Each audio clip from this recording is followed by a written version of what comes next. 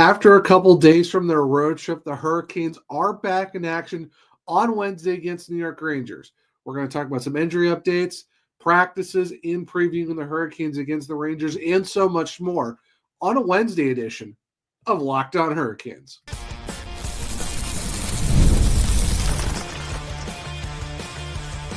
You're Locked On Hurricanes, your daily podcast on the Carolina Hurricanes. Part of the Locked On Podcast Network, your team every day. Welcome to the Wednesday edition of Locked On Hurricanes, your team every day, part of the Locked On Podcast Network. Thank you to the Everydayer for making this your first listen of the day, 5 days a week, Monday through Friday, talking everything but your Carolina Hurricanes, as we are part of the number one sports podcast network. I'm your host, Zach Martin. I'm the credentialed Carolina Hurricanes beat writer over at the Hot Yards, also the co-host of the Searchcast, which is a weekly Carolina Hurricanes podcast, along with all my duties here at Locked On Hurricanes. On today's show, we're going to do some injury and practice updates from the Hurricanes. On Tuesday, get to see what's going on with the practice lines, see what's going on with Jordan Staal, K'Andre Miller, Jacob Slavin, and all of those guys. And then we're going to preview the Hurricanes against the Rangers. It's the second matchup between these two teams on the season. And then finally, the three keys to the game. But before we jump into all that, today's episode is brought to you by FanDuel. Download the FanDuel app now by visiting FanDuel.com and win $300 in bonus bets if your first $5 bet wins. Now, for the Hurricanes on Tuesday, they had their practice. Unfortunately, Jordan Staal wasn't there because of illness, and then K'Andre Miller was not available as well because he will get nicked up in the game on Sunday against Buffalo. And then, unfortunately, Pierre Kochetkov is also out due to what they believe is just the injury they kind of dealt with at the start of the season. So he is out. We're not sure how long that is. But with Staal and K'Andre Miller, Rod Brind'Amour is hoping that both of them will play against the Rangers on Wednesday night. So right now it is TBD on Jordan Staal and K'Andre Miller. But like I said, one's due to illness with Staal. Miller got a little bit banged up again against the Sabres. And then Kochetkov, who knows what's going on with that. We are still waiting to see what's going on with him. As, like I say, he's aggravated his injury that he came back from. No updates on Jesperi Kotkaniemi or Jacob Slavin to do with their lower body injuries. But they did practice before the team showed up. But we'll see how that goes on from there. And all that being said, the Hurricanes did call up Justin Robidas from the Chicago Wolves, and to open a spot, they put Jesperi Kotkaniemi on injured reserve, but he can still come back at any time. This is just in case that Jordan Staal isn't ready to go. Robidas would slide in, and they'll be part of the 11-7. Instead of going 11-7, they are going to just go with throwing Robidas somewhere in the lineup. But the lines at practice were Svechnikov, Aho, Jarvis, Ehlers, Stankoven, Blake, Kiri, Martinuk, and then was Hall, Jankowski, Robinson. The defensive pairings, Gosper, Walker, Riley Chatfield, Nikishin, Nystrom, and then Anderson, Bussey in the goals. Now, on the off chance that Jordan Staal isn't ready to go, I would not be surprised if you probably see Jankowski get moved up to the third line, and maybe it's a Justin Robidas as your fourth line center, because Robidas can play wing, can play center, and I think if you're going to put him in the lineup, I think it would probably be better to have Robidas on that fourth line with Hall and Robinson. I just don't see the Hurricanes putting Robidas in that position where they're going to throw him in the 3C position. So most likely it's going to be Jenks moving up to the third line, Robidas doing that fourth line. And we'll see how it goes from there. So that's kind of what you're possibly looking at in terms of your forward lines. Goaltending, I mean, you had Anderson play on Sunday against Buffalo. You could make the argument to have him go again on Wednesday against the Rangers. However, I would say Brandon Bussey, I think, has kind of earned another shot. The last couple games, wasn't the greatest, but, there were some turnovers on the defense that didn't really help him out a whole lot in defensive breakdowns. But I would say, in my opinion, I think Bussey would be a better option. We'll talk more about that in segment 2, but I guess we'll see how it goes for who's ever going to be in net for the Hurricanes. But that's kind of what you're looking at for the lines. Like I said, it's the same group as we've seen recently. Defense is a little bit different, not a whole lot. But like I said, if you do have a Robidoux sliding in, I would expect him being the fourth line center and having Jankowski move up because, like I said, you really just don't want to put a guy like Robidoux in that position where it's like, hey, you're now the third line center and you're going to get all of the tough assignments that Jordan Staal would usually see. I think Jankowski's kind of earned enough of a shot to be in that position. But if Jordan Staal is ready to go, and then there you go, it's a moot point. And then, Robidoux is just your extra guy just in case. Defensively, if we do see Miller come back, who comes out? Is it Nikishin? Is it Nystrom? I know Nikishin came back in against Buffalo. He was out against the Jets. I'm really curious to see how that plays out. But either way, if we do have Miller, it's going to be one of those two guys coming out of the lineup. Because from what we've seen and what we've heard, Rod Brind'Amour says that one of those things is, it's good to see some play up from the press box as well. It doesn't matter, nothing's handed. You got to work for your ice time, and they're saying that Nikishin's still kind of working off talent and instincts, and that it's still his first full season in North America. I see where Rod's coming from in terms of that, but you're talking about a guy Nikishin who's leading the team in plus minus. He's got a fair number of points. It's one of those things where you kind of want to go with a guy who's been playing well for the most part, even if it's not perfect. He's still putting himself in good situations where he's not really giving a lot of turnovers. He's not getting scored on a lot. I understand you want to go with guys who've been there and done that, but I think Nikishin's done a lot to show that he definitely deserves his play. And if you're going to take either him or Nystrom out, it's where do you feel comfortable with doing it? So I guess we'll see how that works out in terms of all of that. Now, another thing that came out of what was going on is that we finally got an update on what was going on with the Andrei Svechnikov situation, where we talked about it on Tuesday's show with the whole thing about him being open to a trade. Well, apparently, Andrei Svechnikov said that it was just a rumor and that there was no validity in that at all.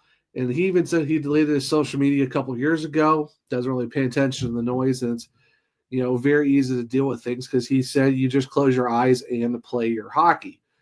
So definitely that makes it very interesting as well for the fact when you look at a situation like that where it's, his ice time isn't really there,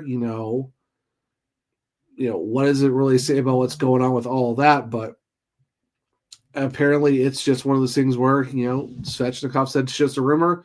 Early don't discuss those rumors. For the last 2 years, it's been like that. I did it on my social media a couple years ago, so I don't read it. That's kind of where he looks at it. Like I said, there's no validity to what is really going on. And then go back to Nikishin. Rod Brind'Amour did say sometimes you need to sit back and watch it from up top.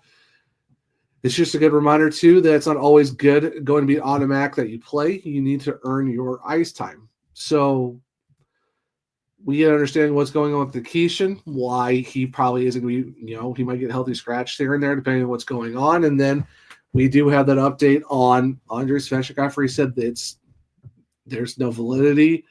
There's nothing to these rumors. And that's why I even said, too, and you guys heard me say it on the Tuesday show, Svech isn't going anywhere. The Hurricanes aren't going to trade him. And even then, the team's got to come with a massive offer. And now it seems like that Andrei's like, that's no idea where that's coming from. Like either someone is just making a story up or, like we talked about, it's just a thing where his ice time went up. It's a moot point, not that big of a deal, but of course it had to get, put out there now. And now everyone's coming out of the woodwork trying to make mock trades. But at least we have an update from the guy himself and Andrei Svechnikov where it's like, it's a rumor. No idea what that's about. And, he's not even on social media. So it is what it is. But like I said, too, in terms of injury updates, Hall was out with injury for not Hall. Staal was out with an illness. Keandre Miller banged up a little bit. No updates on Slavin or Kokaniemi, and then of course Pierre Kachekov is dealing with his former injury that kept him out for the first couple of games. So hopefully it's not too bad, but we'll see how it goes. Now we talked about all the injury updates and practice lines and all that stuff, but what does the tale of the tape say between the Hurricanes and the Rangers? We'll stick around and we'll talk about that here in a second on a Wednesday edition of Locked On Hurricanes. Let's be honest, most of us can't even name all of our financial accounts, let alone what they're worth. Between 401ks, savings, and investments, it's easy to lose track, and that can mean leaving money on the table. That's why there is Monarch. It's an all-in-one personal finance tool that brings your entire financial life together in one clean, easy-to-use interface and on your laptop or on your phone. Monarch's visual dashboards and smart tools makes it so much easier to understand where your money is going and how to make it work harder for you. So, don't let the financial opportunity slip through the cracks. Use code LOCKEDONNHL at monarch.com for 50% off your first year. That's monarch.com, code LOCKEDONNHL for half off your first year. Welcome back to segment 2 of Locked On Hurricanes, your team every day. All right, so we talked about all the injury updates, practice lines, and all that stuff. Now we're going to preview the Hurricanes against the New York Rangers, as it's the second of 4 meetings this season, of course. The two teams met up back on November 4th, where Pierre Kachekov had the shutout against the Rangers back in Madison Square Garden. Now this is the first time the Rangers come to Raleigh. It is a 7 p.m. start, FanDuel Sports South, and of course on 99.9 The Fan with Mike and Tripp. Hurricanes 14-6-2 on the season. The Rangers 11-11-2. Over the last 5 games, Adam Fox 5 points and 5 assists. JT Miller with 2 goals for the Hurricanes. Jordan Staal 4 goals, 4 points, and Sebastian Aho with 2 assists. Goaltending matchup. Unfortunately, with Pierre Kachekov out and most likely not going to be dressing at all, or pretty much isn't dressing at all, it's coming down to Frederik Andersen, 5-5-2 with a 307 goals against and 881 save percentage, or Brandon Bussi, who's 5-1 with a 267 goals against and an 897 save.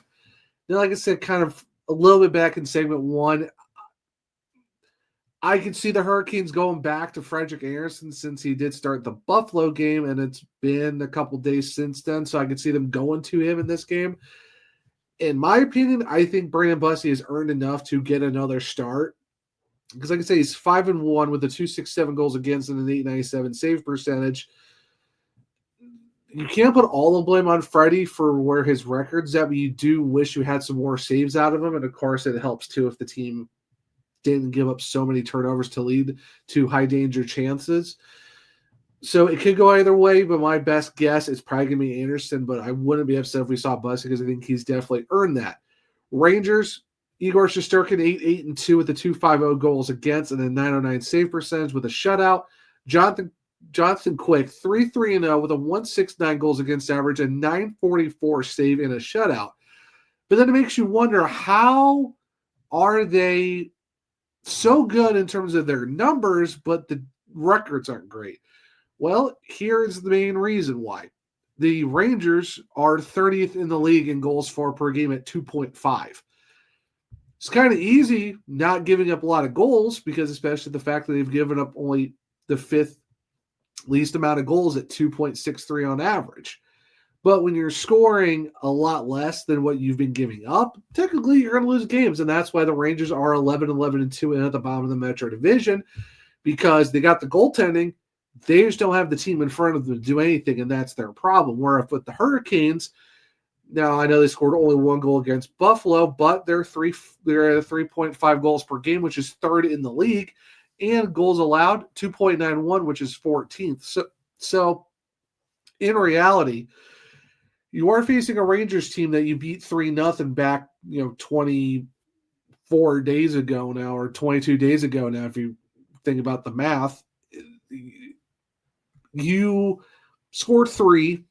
There is a possibility you could get more in this game. It's just you're facing a team that, in terms of goaltending, is pretty solid. It's just they have an offense that is just, as from what I've heard from a lot of people, very vanilla. Is a very vanilla offense, and that's why they're struggling like they are. So if you can get to either one of these goalies quick and just shut down their offense, there's a potential you can go 2-0 on the season because you have the 5-on-5 advantage. So that really helps the Carolina Hurricanes.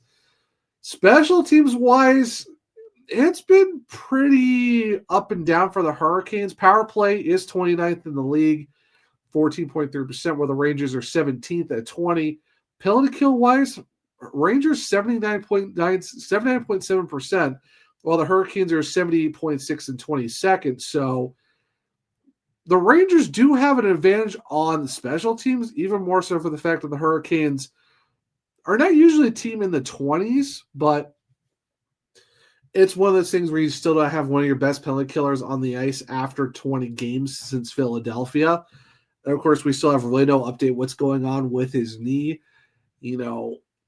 It's one thing if he was, dealing with something, but if we're 20 games removed from the last time we saw Jacob Slavin, it's got to be a little bit more than that.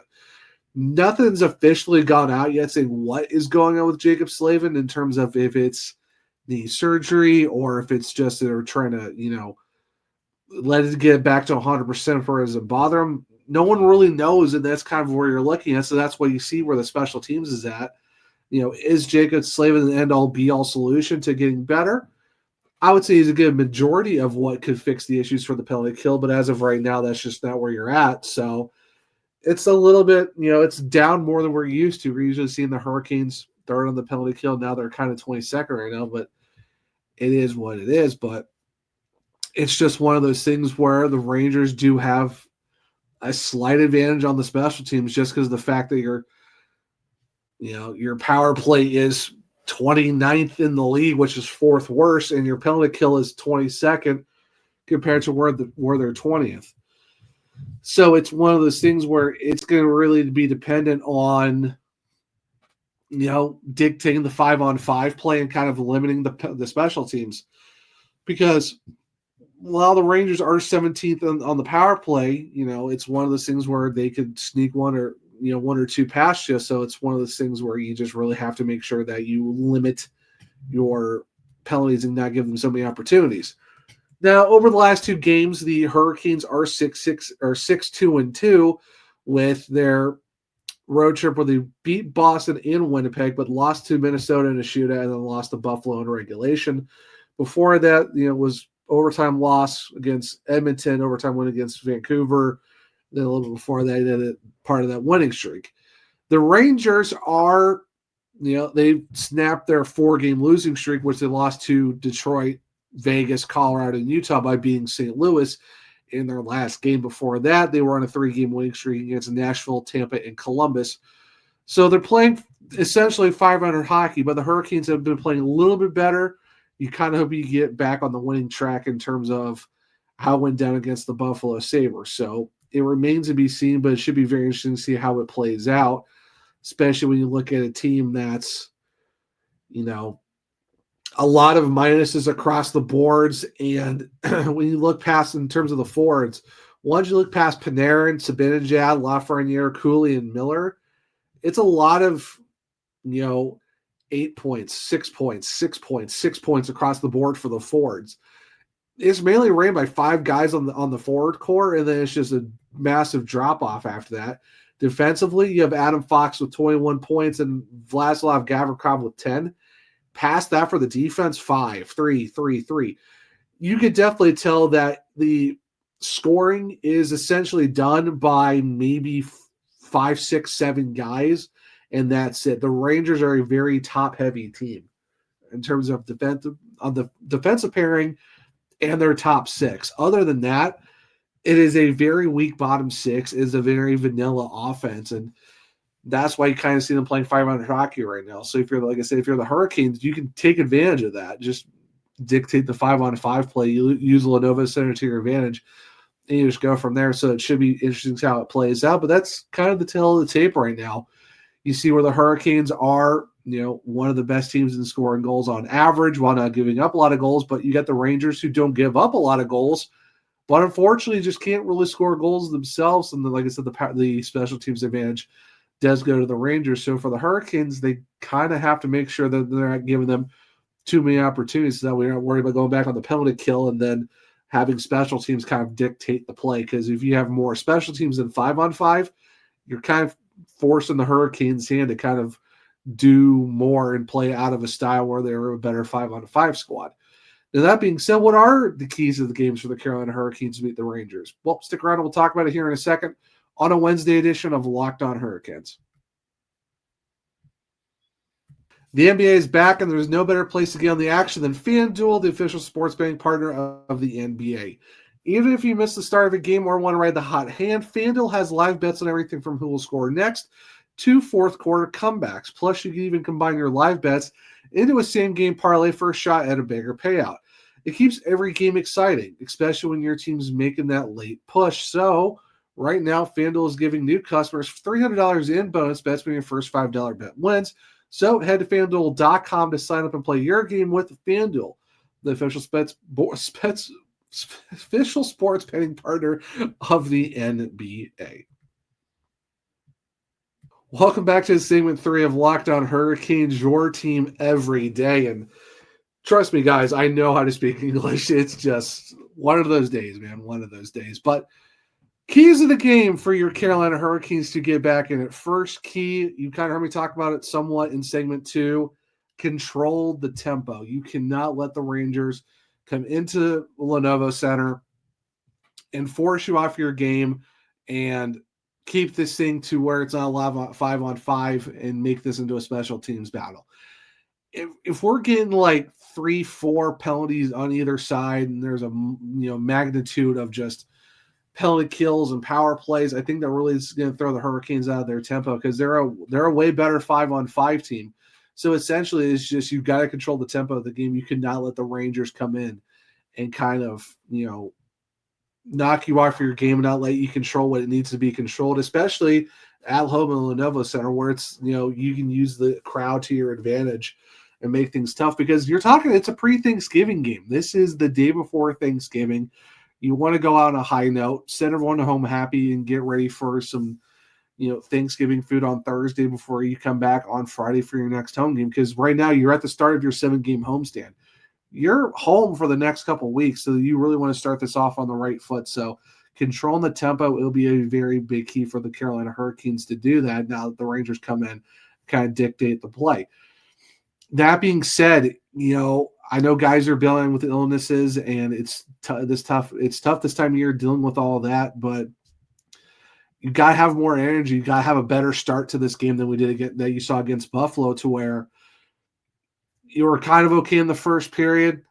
Second kind of just fell straight off. Let Buffalo get run away with it, and then the third you try to push, but Buffalo is sitting back, and it's kind of like, okay, are you really pushing, or is it they're just sitting back? So for the Hurricanes, you got hopefully see a little bit more urgency out of the group, out of the gate against the Rangers, and kind of get to whoever's in goal quick. If it's Jonathan Quick himself or Igor Shesterkin, you kind of come out there flying and kind of take it to them and really put this game out of reach and use the Lenovo Center crowd to your advantage and kind of just impose your will on them. So what you really need to see is more of an urgency out of the Carolina Hurricanes in a start like that, because you really don't want to give the Rangers any opportunities to build the momentum and kind of tilt the ice, especially when you're at home.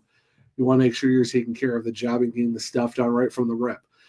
And, just play 60 minutes of Hurricanes hockey, play your style. Don't, stop with the turnovers, stop with the passes that kind of, get away from you, then it's an odd man rush, or, it's just one of those things where the urgency really, really needs to be there at the start of this game. Because if you can get this crowd going and get the Rangers out of their,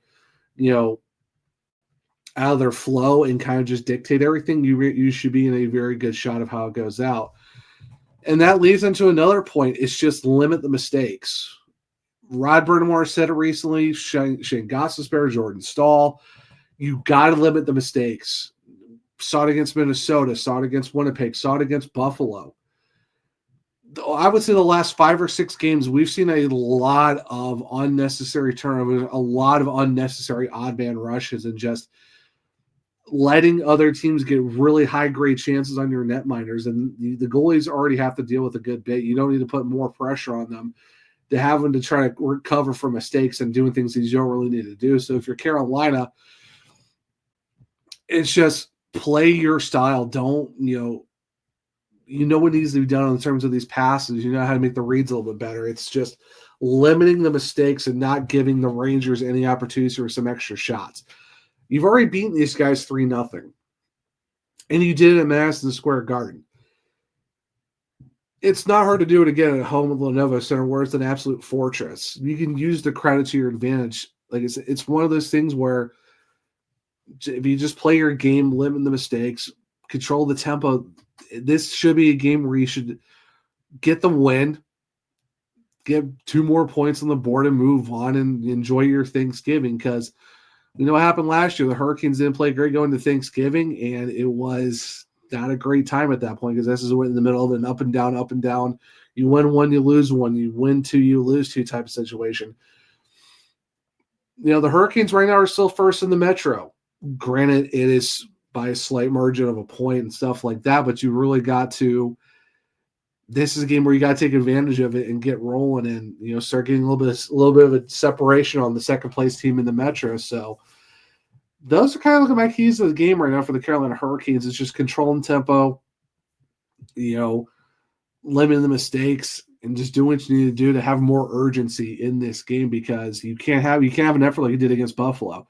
Yeah, the Rangers are, you know, they are at 11-2, but you don't really give these guys any opportunities because you've heard me say it all the time on the show. Metro points it's division, conference, and league. That's your tiers of importance in terms of scoring points, and you're facing a Metro team where you can easily get some points off of these guys. Not really saying easily, but these are the points that you really need to make it easier on yourself in terms of the standings for the seedings going into the playoffs. That, yes, we're still months away from, but you want to win these matchups now.